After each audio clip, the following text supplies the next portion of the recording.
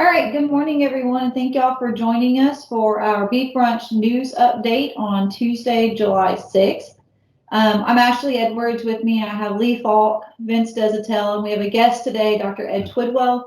And we're going to let Dr. Twidwell kick off our news update. He's going to be talking about our forage lab that has reopened.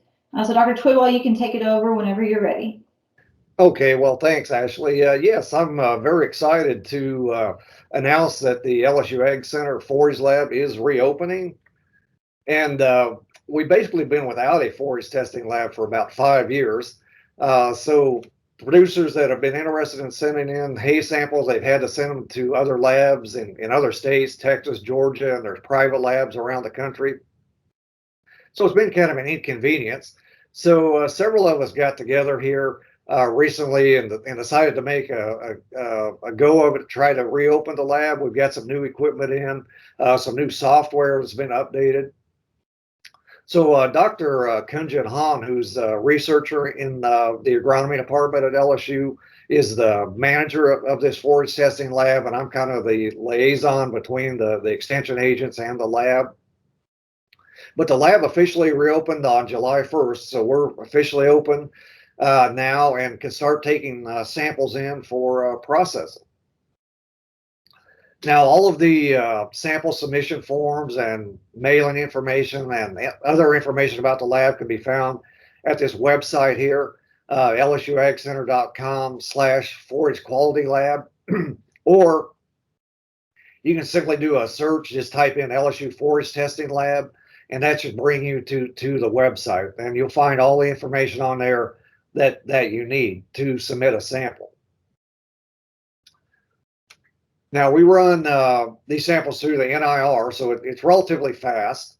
The cost of the sample analysis is $15 per sample, which I think is pretty reasonable when you look at all the other labs around the southern region.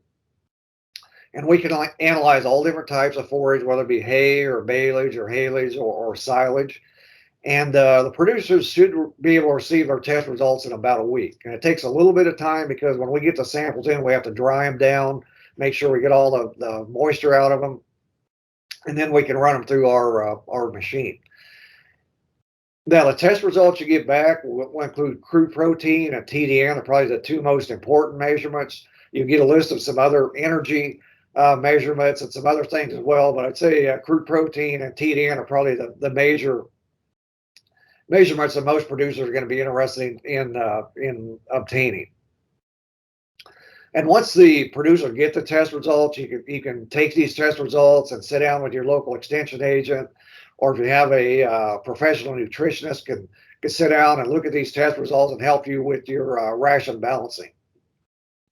And I think especially this year, it's going to be very, very important because with all the rain we've had, people have had a lot of difficulty trying to get their hay put up. So I think there's going to be a lot of poor quality hay that's put up this year. So it's going to be very important to know what the quality of your hay is this year. And just a couple points on sampling. It's very important that you take a good composite sample. Don't just go out and take one sample from one bale. That's really not a very good representative sample of your whole hayfield. So try to do a good job of taking a good composite sample. Use a hay probe if at all possible. I'll show you that in just a second. But try to take about 10 samples from about 10 random bales.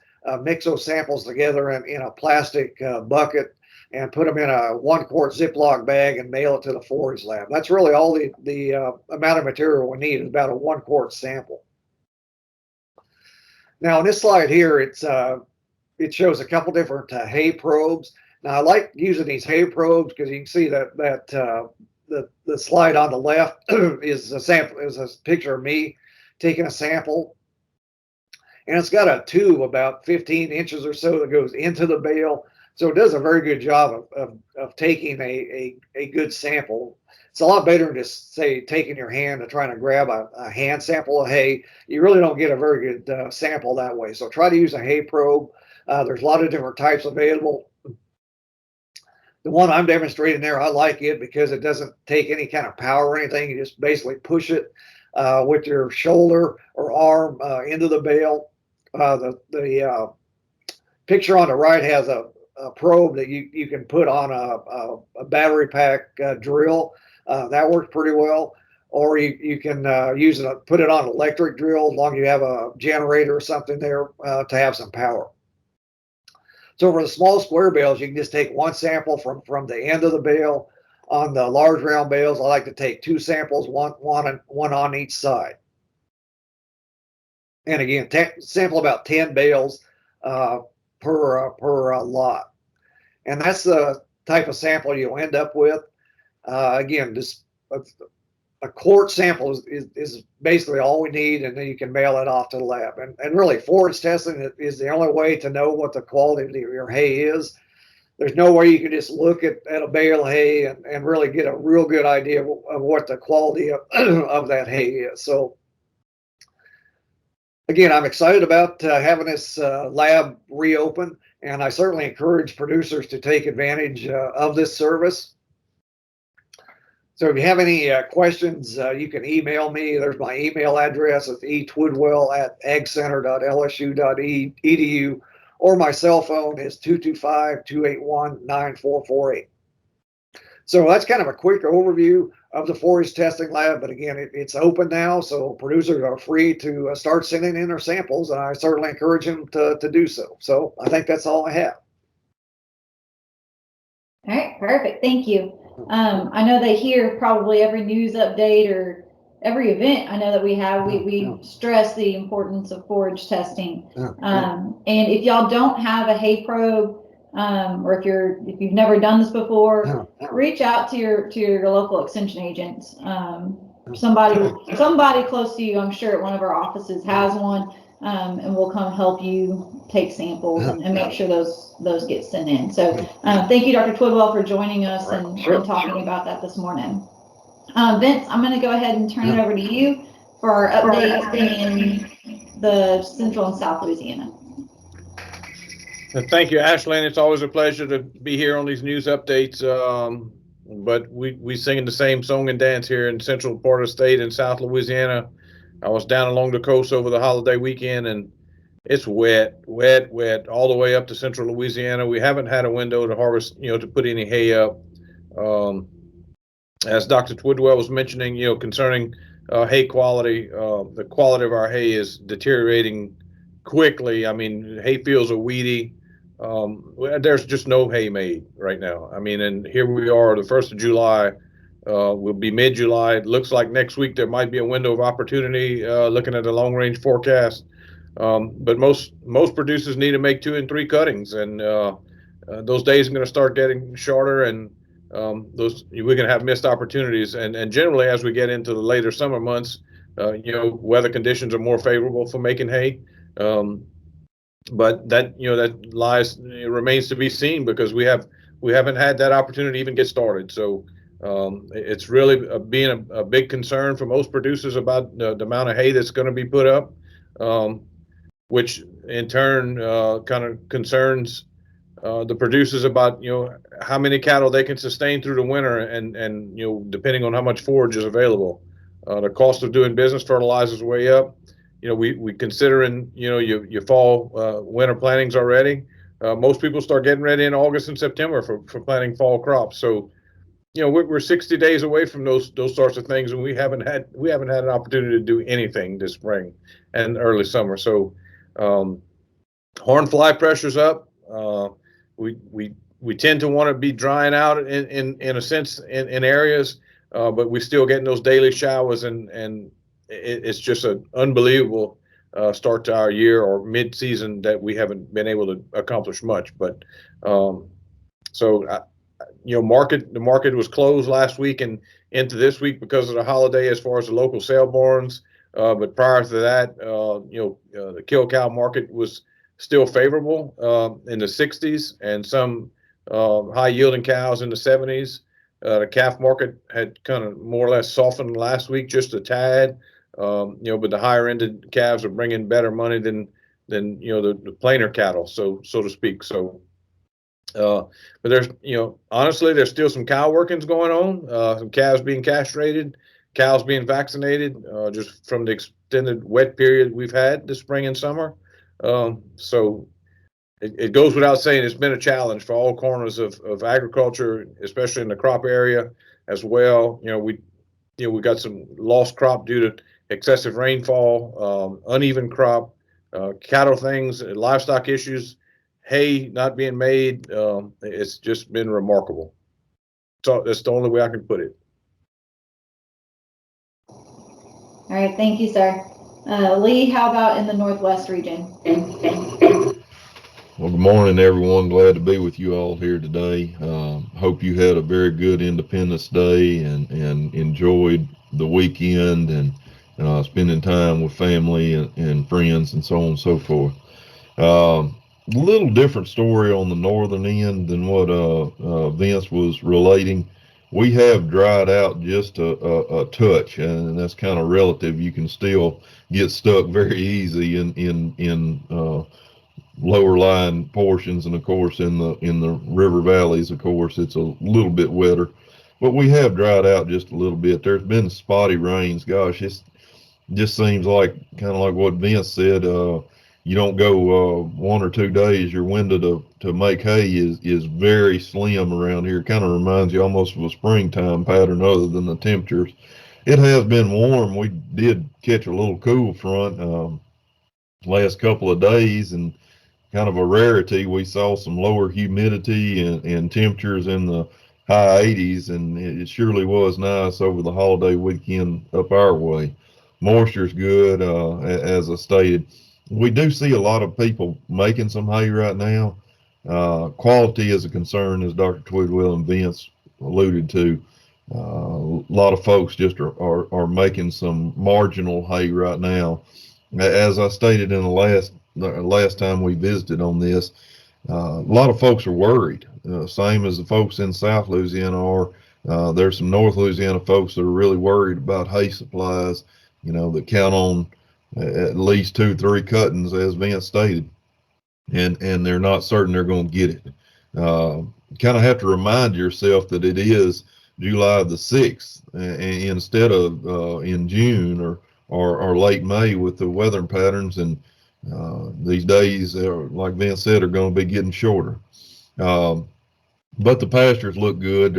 There's quite a bit of forage there available for the cattle, and haven't really seen any short pastures in all my travels in the last few weeks. A lot of weeds out there, and armyworms are eating this country alive. I was talking to a producer the other day, and he said that spraying armyworms was about like drinking coffee. You just woke up in the morning knowing you were going to spray, and he said it really didn't matter what field you spray. You were spraying, you knew you were going to have worms in them. The larger producer, of course, with a lot of different hayfields and pastures, but there is just a ton of armyworm pressure up our way, which can be expected this time of year, of course. We're seeing some the start to some unweaned and fall and early winter born calves start to make their way to the markets. Of course, the shutdown over the holiday kind of excluded some sales in the last week or so. But before that, we were starting to see those fall borns and as I said, some early winter calves start making their way to town. Cull cows still doing good. Maybe a little bit softer up our way on cull cows there the last few sales before the holiday. Calf market, I would say, is very good and very strong. And we're seeing some of these unweaned, heavier type calves coming off. Number one steers, dollaring up to be near $900. A few over 900, bumping almost to 1,000 at some auctions. And those prices are good. We certainly appreciate those prices, but you have to put it into perspective. The cost of fertilizer, the cost of herbicide, equipment, of course, everything is higher right now. Feed, my goodness, it's everything is so substantial that it makes those increased calf prices almost seem negligible whenever you're paying these bills at the end of the month. But we appreciate it. We appreciate anything we can get on our calf markets. In the last couple of weeks, we did have a Senate hearing on the cattle. The Senate Ag Committee met on the Cattle Market Transparency Act, and I actually may have been going to mention that. I don't know, but I just wanted to make mention of it. It was on June the 23rd, about 2.5, 3 hours worth of testimony from different representatives from the cattle industry, and it was very insightful in some degrees. Some more than others, and the question and answer period was certainly interesting as well. We've said before that there is a lot going on in the cattle industry as far as current topics and things looking into how our markets work and so on and so forth.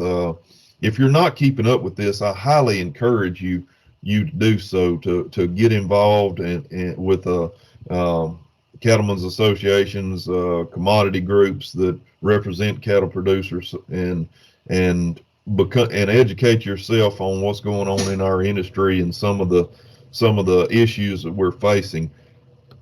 I don't know if I can find it or not, but if I can, I'll send Ashley a link to post to this video, a video link for this Senate Ag Committee hearing. I think it's very beneficial for us producers to know what's going on there. With that, I think I'm going to wrap it up, Ashley. I've rambled on long enough. All right, thank you. No, I was glad you mentioned the Senate hearing. I know Vince and I were judging part of the 4-HU contest when that was going on, and we didn't get to sit in on it. And then I've been out of town, so I'm behind, and I'm on the struggle bus this morning. I think it's going downhill a little too fast and kind of out of control. But I did not mention earlier, Jason's not with us today. He is at the state 4-H horse show. So I get to be your person for the Northeast region. And as I just mentioned, I've been out of town for about 10 days. So bear with me. I did visit with Jason this morning, and pretty much just to echo what Vince and Lee have been saying. So Jason did say that he's been on a couple of calls and been in a few fields the past couple of weeks since we've been with y'all last, looking at both armyworms, as Lee mentioned, and also Bermudagrass stem maggots. And so we want to just emphasize that if a field looks frosted, don't automatically assume that it's armyworms. Get out and actually scout and look, because we are seeing some of the Bermudagrass stem maggots out there. If you're not familiar with those, if you're not familiar with scouting your fields, again, that's what we're here for. Just call your local extension agent and they will help you out. I'm going to link 2 different things in the description today regarding that topic. So the first one, Dr. Steve Brown came and did a webinar with us last year on both of those pests, so on armyworms and Bermudagrass stem maggots and how to control those. So I'm going to link that webinar. It was very good. It was very thorough. I think that was last May that we did that, so May of 2020. It's on our YouTube channel. I'll put that link in our description today. And I'm also going to link an article that he has up on the LSU AgCenter website on scouting for armyworms and a little bit on armyworm control. Jason also had that same article in his Pasture to Market newsletter, if you get that as well. Going into the markets, let me see if I can share my screen.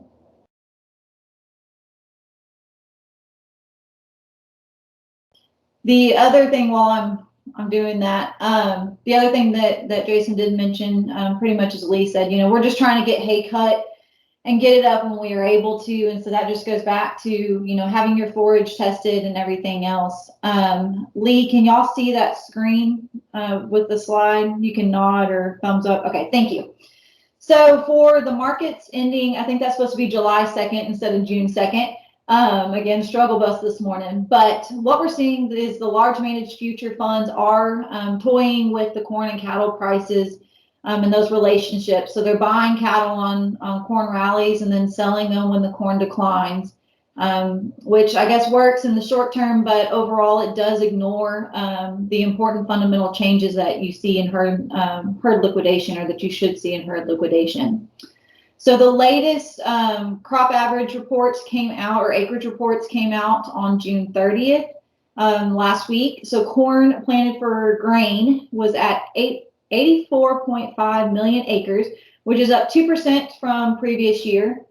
Compared to last year, planted acreage is expected to be up or unchanged in 28 of our 48 states. Soybean planted for 2021 is estimated at 87.6 million acres, which is up 5% from last year. And then compared with last year, planted acreage is up or unchanged in 28 of the 29 estimating states. Upland cotton planted area is estimated at 11.6 million acres, which is actually down 3% from the previous year. When we start looking at our beef prices, the cutout has fallen in chunks over the last couple of weeks since we were with you. Margins do remain historically large for the processors. I was going to share a meme that I put on Facebook today in the news update, but I don't think I should do that. So I'm going to, just as we go through this, echo what Lee said, make sure that you're a part of some group that's paying attention to all of this. But moving on, the choice cutout finished the week at $290.83, which is $21.36 lower than the previous Friday. The choice select spread finished at at $21.84, which is $12.57 lower than the previous Friday. And then historically, beef demand does start to slow after the July 4th grilling season. So we'll see kind of what happens with that. The 5-area feeding region finished the week with fed steer negotiated cash sales ranging from 120 to 127 on a confirmed 70,764 head. Most recent future quotes show August down $1.77 at 121.80, and then October down $1.50 at 127.75. December's down 80 cents at 132.40. On your 500 to 600 pound steers, mediums and large 1s and 2s sold between 147 and 148, which is pretty steady from a week ago. Your 7 to 8 weight feeder steers, mediums and large 1s and 2s sold at 135. Most recent quotes show August trading up 30 cents at 156.62. September down 17 cents at 158.90. October up 5 cents at 161.12. And then both Lee and Vince did mention our cull cow prices. They were down just about about $1 per hundredweight from the previous week. So not too bad there. Let me see if I can come through and stop sharing my screen now. As I do that, a couple of things. So I'm going to also have 2 more articles regarding markets in our description for today. One of those is from Dr. Derrell Peel on fed cattle supplies. The second came out of Farm Progress. It was also shared through Louisiana Farm Bureau News. It's on retail beef prices. And then that features Mr. David Anderson from Texas A&M AgriLife as well. So last few things to wrap up, a couple of events coming up next week. So a week from today, Tuesday, July 13th at 10:30 a.m. will be our monthly webinar. So again, that's a live event. We also record it and get it online for you as well. Dr. Ron Strahan is coming in to talk weed control for both pastures and hayfields. We've mentioned it before, but Dr. Temple Grandin is coming to visit with us in Alexandria coming up on Friday, July 16th. So that is next Friday. We do need you to RSVP this week for that event. It's free. We are hosting a beef cattle forum along with that. So that forum is going to feature Dr. Matt Welborn from the vet school talking about cattle health. Dr. Scaglia is coming in to talk about preconditioning calves. Dr. Kurt Guidry is coming in on record keeping and record keeping systems. Jason will do a cattle market update, and then Dr. Wink Allison's coming in to talk about management of cool season forages.